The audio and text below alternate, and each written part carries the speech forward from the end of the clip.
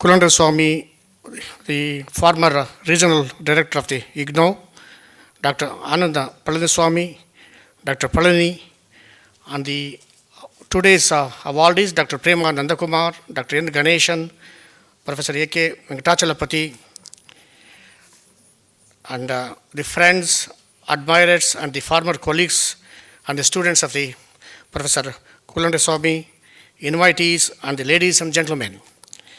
First of all, I thank the trustees of the Kulatungan Tamil Development Trust for inviting me to be here in this function today, which is organized to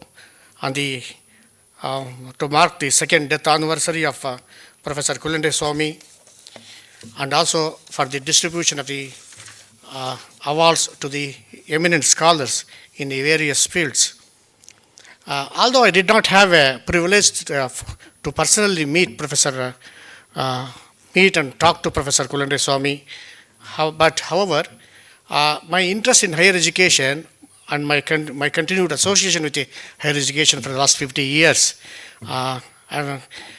made me aware of his extraordinary contributions in a very limited way through very news media, and also from my large number of academic friends and colleagues at the Indian Institute of Science, from where I come from, about the extraordinary contributions of Professor Kulandra Swami in the field of technical education. And when Professor Shekhar and Mrs. Kulandra Swami came to my office to invite me, I was really very thrilled to come accept that invitation.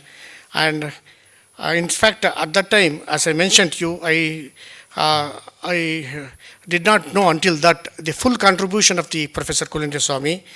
And after they invited me, I went through his various contributions, what he did to the state of Tamil Nadu in technical education, and later on in the All India Council of Technical Education, UGC, distant education. And look, when I went through it, I could imagine, really come to know what a seminal contribution he has done in a variety of areas as a researcher in hydrology, as an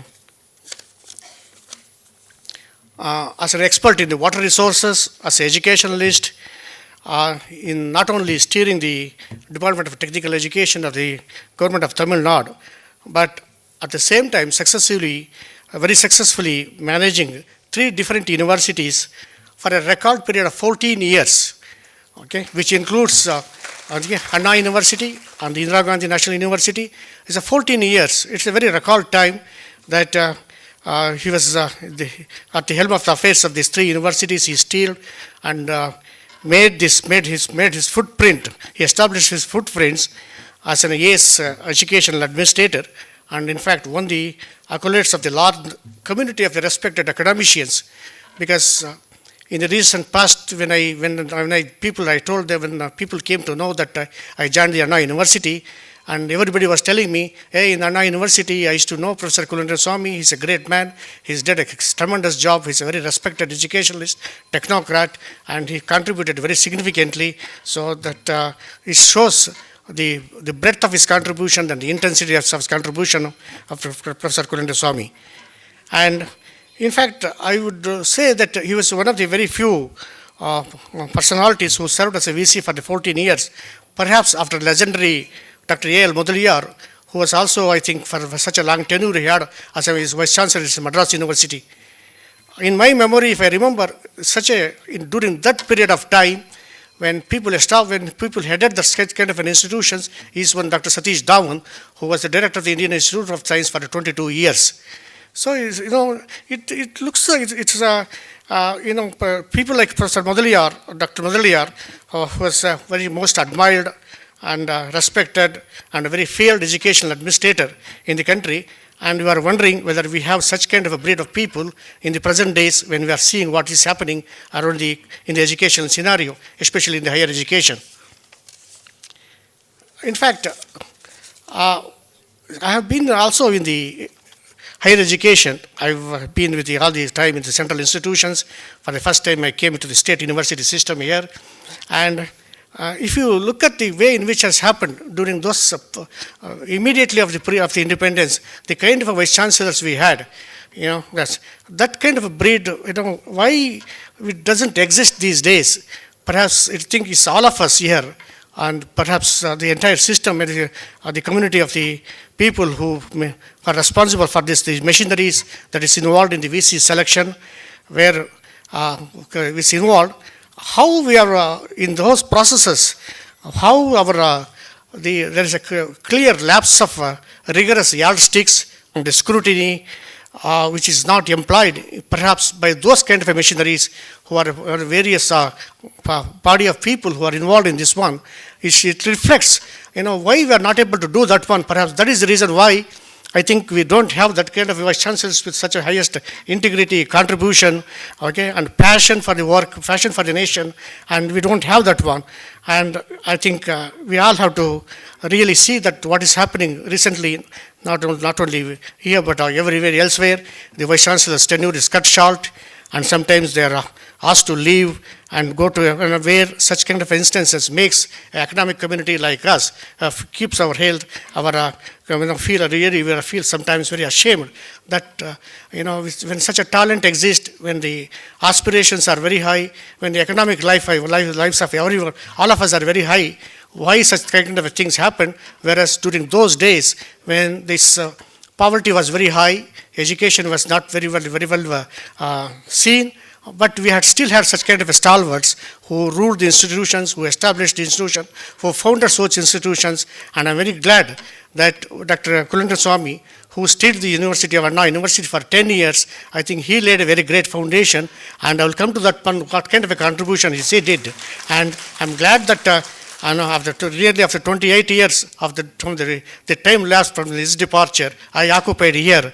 And I think I'm seeing what good things he did in terms of the very establishment of the various departments. I will come to that point a little later in my talk. I can now clearly see the correlation between Dr. Professor Kulendra Swamy's background. I know a person who comes from a humble background from an agricultural family, and soon after his education, undergraduate, he went on to do his master degree in just then started IIT. IITs were just started in the 50s. I think he went to do his MTech program in the IIT. Then he went on to do his PhD in hydraulics in the University of Illinois and returned to India, perhaps as a faculty member. And he did, as a researcher, he did a wonderful thing, great thing. If you can see looking at his background, coming from the farming community, he was established what he called the Kulendra Swamy model, where he correlates the rainfall and the rain off, where the rainwater comes in, rainwater goes off, able to establish a mathematical model. It shows his interest for the farmers. Farmers are interested in the rains. He did not choose any other topic, but he chose the topic most relevant to the farmers, but in the area of the water resources, in the rainwater things. That model still exists. Apparently that model is very quoted in the textbooks and all these things. It shows his ingenuity, his passion, and coming from that kind of a background, he was able to establish that kind of a very simple model, but applicable very universally to the very important topic, the topic that is of great immense to the farmers and to the farming community and to the entire world. Then, with that kind of a background, he joined the Anna University. He established a wonderful laboratories. He established very hydraulics laboratories. He made the laboratories, really built a very great reputation for this laboratory, based on which he produced a breed of large number of the water sources engineers, civil engineers, specialized in the water resources, and that also took him to the much higher positions. His expertise in hydrology and the water resources took him to the UNESCO, where he played a very significant key role in advising the governments and formulating the policies for the nation and for the other countries. And if you look at again, the path that he chose, as a scientist, as a researcher, as a teacher, an excellent teacher, then he moved on. His stellar contribution at each of his positions, in fact, brought a lot of recognition and admiration for all his work, and his contributions were truly very remarkable. And a person of his stature, later on, after spending that kind of a time in Anna University, I think he moved to the UGC, he moved to the All India Council of Technical Education. He was a chairman, and later on he was a member of the UGC, and the breadth of his contributions were very varied. He started as a research in hydrology, he taught hydrology, then he went on to he still the technical education in the state of Tamil Nadu as a first director of the technical education, and moved on to the vice chancellor. Then he went on to the UNESCO as an advisor. Then he came back to India. No, I think in between he had this stint in UNESCO. He came back to India, then he took up this position at Anna University. Then after serving for 10 years, he moved to the All India Council for Technical Education, and also I think before that he took up the charge as a vice chancellor of the Indira Gandhi National University. This is a distance education program. He recognized the need for a distance education among the people that is in India. Large number of people were deprived of the formal education, so he saw a scope for that distance education in the country. So he made a footprint in establishing that distance education council and the Indira Gandhi Open National Universities, who opened up many avenues for the students to access higher education through a distance mode. Again, this was his mind, his heart was felt for the people who are denied this higher formal education for various reasons. So he established that kind of a distance education council. Then he he served in the UGC as a member of the UGC council for 2 terms, and wrote a large number of books. So he published about 60 papers, and he did all that work. Then if you look at this other contribution which he made, perhaps one thing we would like to mention here is, when a technologist or scientist does one thing well, he establishes his footprint in one area, and he has a passion, integrity, and honesty, he can do many other things. That he showed that one, even in the Tamil language. I think he went on to develop a new script for the language, Tamil language, so that it becomes simple for the people to learn. Please now remember that 30 years back, when the technology was still in a nascent stage, when it has to be used for the various computation and all these things, he visualized at that time that the Tamil script has to be liberalized, has to be reformed, so that it can be used in the computing language. So that was his imagination and his vision that he had at that time, and he contributed that one, and he established that council for the Tamil development. And I understand that the Tamil Computing Conference is being held every 2 years, and I hope that I think we are going to hold that conference in our Anna University sometime next year, because Dr. One of the person who is involved in this one in Switzerland, he wrote me a letter, his friend of mine, and he showed me the interest. In fact, when he met me here, I used to know him in Switzerland, and he organized a conference in Coimbatore. I told him, why don't you do the next conference in Anna University, the Tamil Computing, he will give you all the support. He agreed. I think these people now are working on that one. Hopefully, with this kind of that conference will be held with the support of the government and the Tamil Development Council, so that the Tamil language can be propagated in both not only in the literary world, but also in the technological world, and many Tamil books can be written in the technological area. And for all his work that he did, contributions that he did in a variety of areas, in research, in administration, in policy formulations, in sitting as an expert in the water resources, in many of these big committees, especially I understand he was a member of the committee which held some deliberations on the Narmada River, the longest river, the dam that was ever in the country as well as in Asia, and he was responsible for many of the improvements in that kind of an area. Then, recognizing all these things, all his contributions, he received many awards, distinctions, and many things, which includes, I think, his Padma Shri in the 1992, I think, and 10 years after that, he received the Padma Vibhushana. So he's bestowed with such kind of recognition shows how the society also recognizes his contributions in variety of fields, and he was recognized for his contribution to the society. He also received honorary doctorate degrees from the 6-7 universities for his contributions in hydrology and variety of other things, which includes, I think, honorary doctorate from the other universities. And apparently, he has also received a honorary doctorate for literature from the Karnataka Open University in the 2002. I think I saw happened this incident very incidentally. there are few things in common. I also come from an agricultural family. I also went for my undergraduate for the Indian Institute of Science. And without knowing, I don't know, just about a few minutes back, before coming here, I was looking at his biodata. He received the honorary doctorate of literature from the Karnataka State Open University. And I also received from the same university without knowing anyone in that university, in fact, for that matter. So it so happened like that. So I did not, although I belong to Karnataka, but I did not, because I spent all my time in the central institutions. I did not know anyone in the Open University. Some time when the Vice Chancellor the other day, when it happened, he called me, sorry, please come and, you have to receive it and all these things. So these things happen in life for people who are not connected. Some kind of divine interventions comes, and it always happens as long as he does his work with, with a passion and for the benefit of the nation. And his contribution to the Anna University, particularly, I am very owe to him lots of things. I'll just mention what he did to the Anna University during his period of 9 years of during 3 terms. His dad made a very significant contributions, which includes establishment of various departments. Yes. The Institute of Remote Sensing, Center for Biotechnology, Krishna Guru Center, Ramanujam Computing Center, and the Language Laboratory, are all established during his tenure. And university was able to attract financial assistance from the West Germany, and also he also responsible for the setting up of the EMPC, that Education Media Center, or the first one perhaps in the university system. He was able to do that one.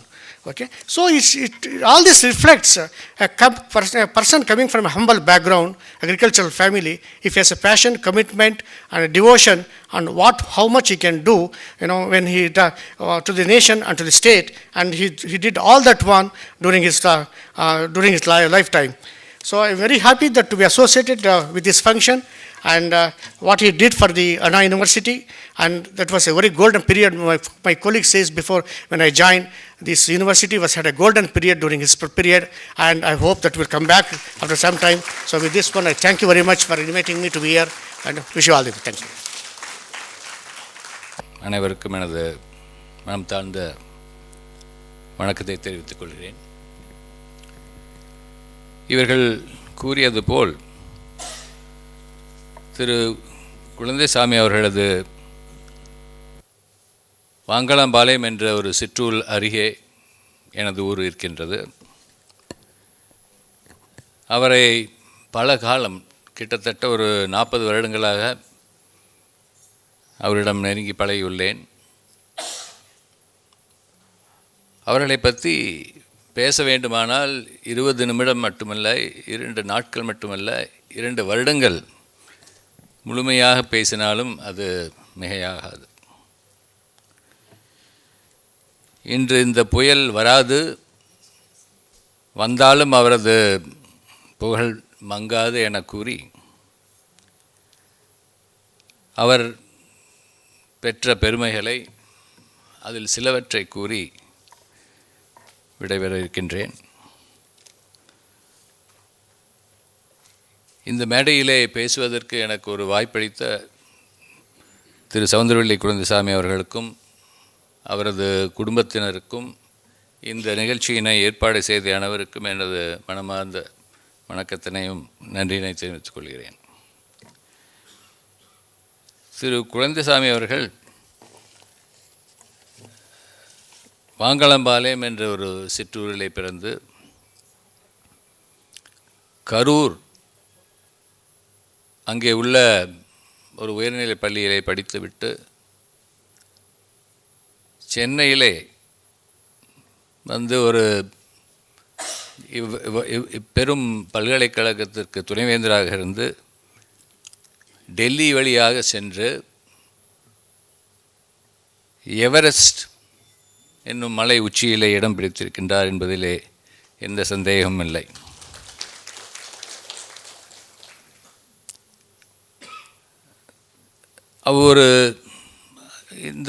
அவரது வாழ்க்கை வரலாற்றை ஆடு மேய்ப்பதிலிருந்து அண்ணா பல்கலைக்கழகம் தாண்டி என்று ஒரு அருமையான ஒரு வரலாற்றை எழுதியிருக்கின்றார்கள். அதிலே ஒரு குறிப்பு இருக்கின்றது. 47வது பக்கத்திலே அதை பார்த்தீர்களானால்,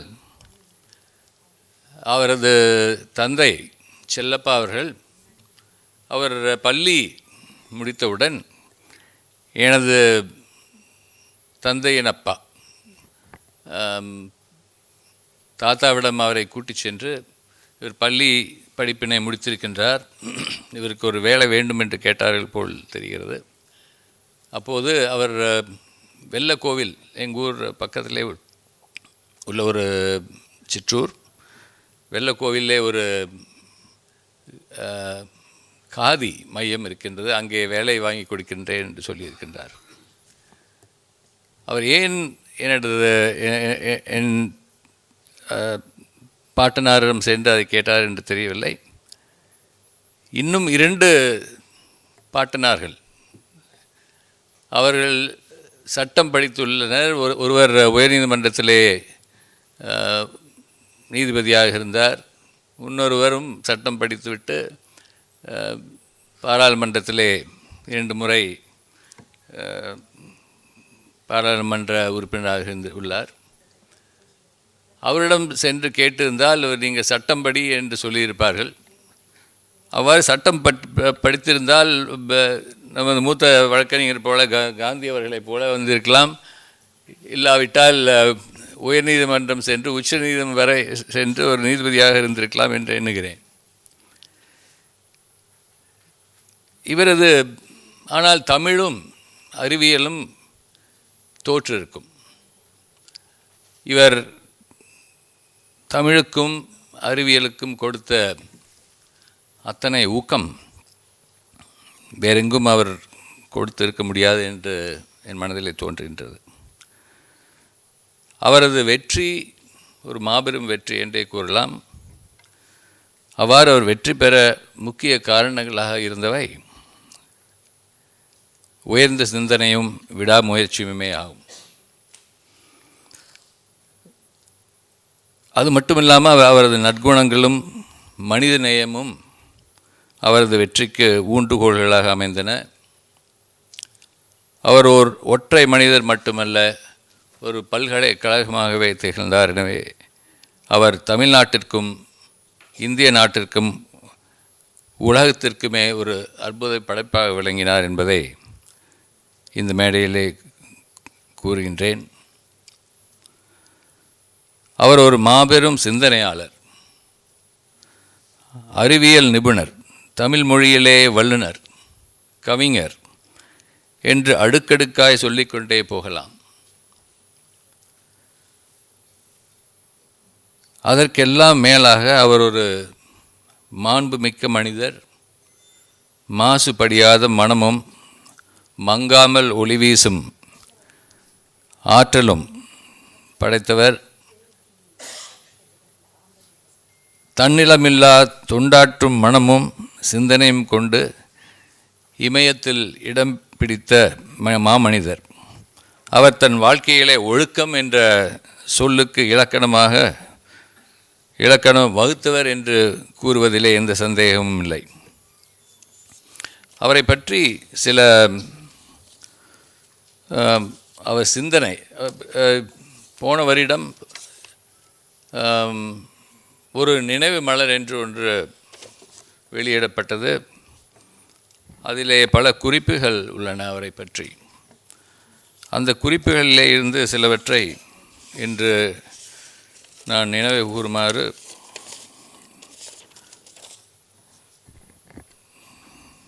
என்ற எண்ணம் அங்கே பதிந்துள்ளது. இப்பொழுதுதான் இவர் திரு நக்கீரன் அவர்களை சந்தித்தேன்.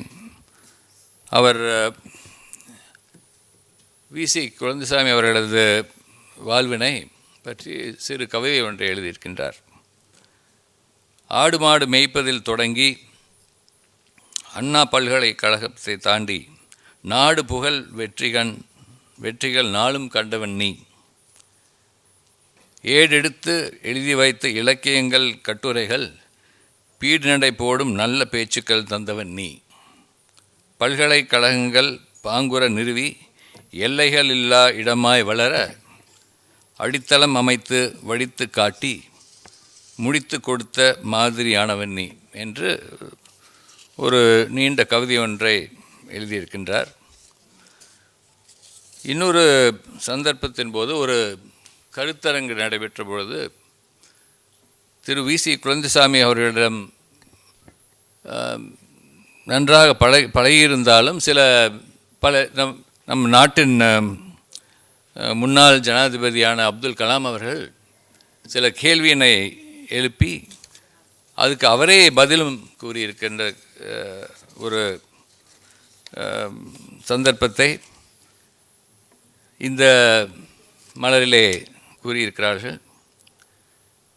ஜனாதிபதி அவர்கள் கேட்ட கேள்வி என்னவென்றால், அவர் ஒரு கவிஞரா, அவர் ஒரு கல்வி வித்தகரா, அவர் ஒரு அறிவியல் மேதையா, அவர் ஒரு நீர்வள வேளாண் வல்லுநரா, அவர் ஒரு சமத்துவ வாழ்வியல் தூதரா, அவர் ஒரு ஆன்மீக கலந்த சமதர்ம சிற்பியா, யார் அவர் என்று கேள்வி கேட்டுவிட்டு அதற்கு பதிலும் அவரே கூறுகிறார்.